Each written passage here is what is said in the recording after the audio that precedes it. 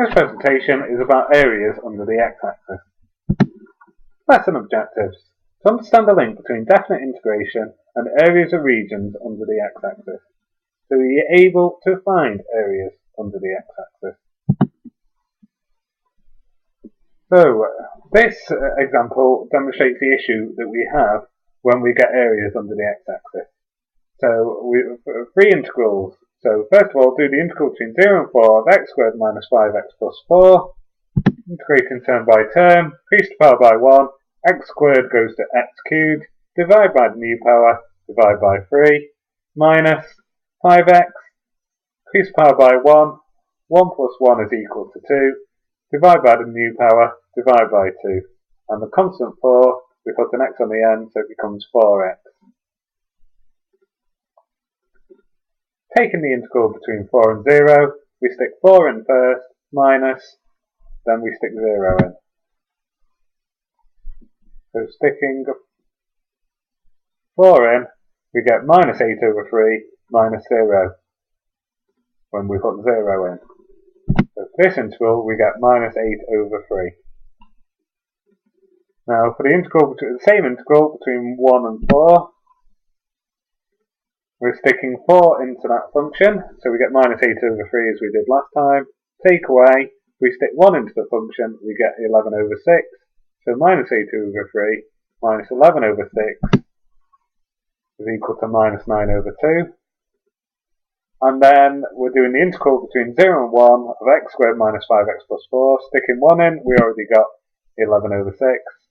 Stuck 0 in already, we got 0. So that gives us an answer of 11 over 6.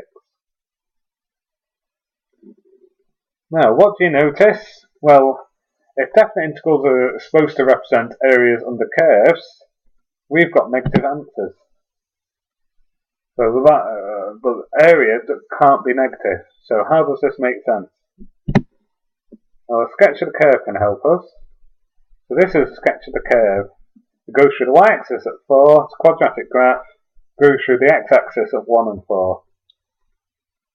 Now, if we what we notice between x equals 0 and x equals 1 is the region is completely above the x-axis.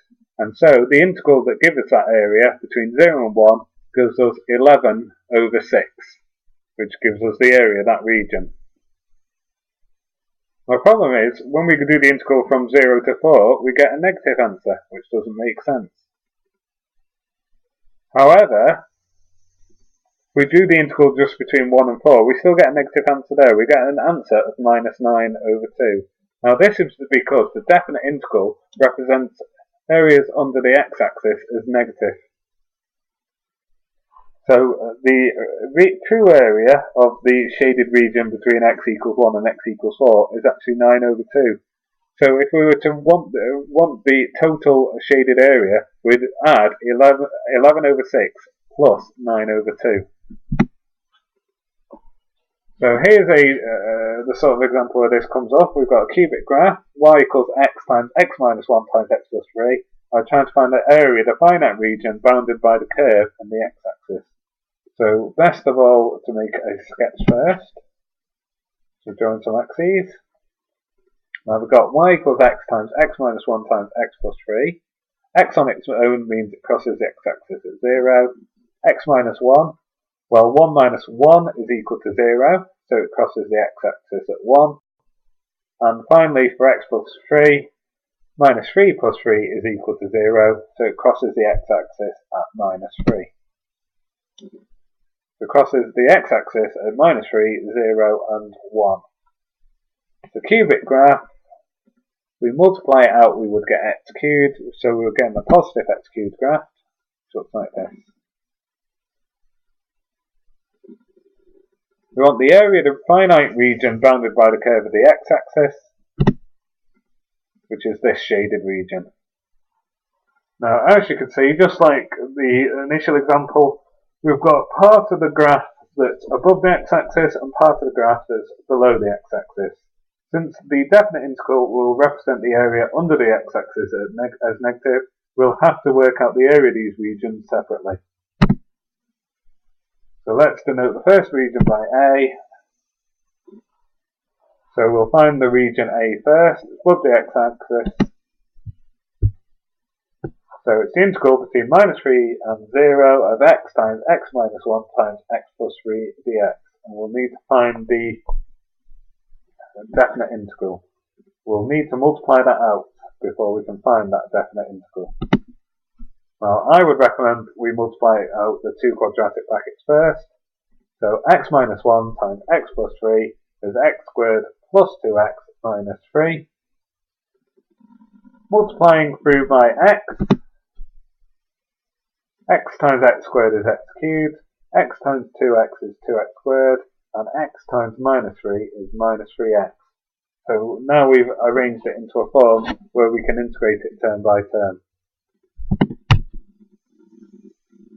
So integrating term by term, x cubed, add 1 to the power, we get x to the 4, divide by the new power, divide by 4. 2x squared, add 1 to the power, 2 plus 1 is equal to 3, divide by the new power, divide by 3. Minus 3x, add 1 to the power, 1 plus 1 is equal to 2, divide by the new power, divide by 2. And then we need to take it between 0 and minus 3. So we stick 0 into the function, take away what we get when we stick minus 3 into the function. So 0 to the 4 over 4, plus 2 times 0 cubed over 3, minus 3 times 0 squared over 2, take away minus 3 to the power 4 over 4, plus 2 times minus 3 all cubed over 3, minus 3 times minus 3 all squared over 2. Sticking it into a calculator, we get 45 over 4, and that's the area of the region A. Next, we need to find the area of the region B. So the region B, same integral, but now the regions will be between 0 and 1. I've already done the integral of that function, so we can just use the same form, x to the 4 over 4, plus 2x cubed over 3, minus 3x squared over 2, only this time the limits are different. We need to stick 1 in first, and then take away what you get when you stick 0 in. So 1 to the power of 4 over 4, plus 2 times 1 cubed over 3, minus 3 times 1 squared over 2, minus 0 to the 4 over 4, plus 2 times 0 cubed over 3, minus 3 times 0 squared over 2.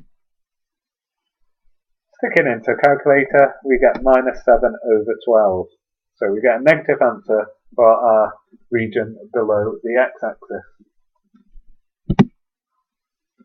Now to get the area we want, we need to do the area of A plus the area of B. Now the area of B is really plus 7 over 12. We only get minus because it's the region that's completely below the x-axis. So to get the area of the region we want, we do 45 over 4 plus 7 over 12,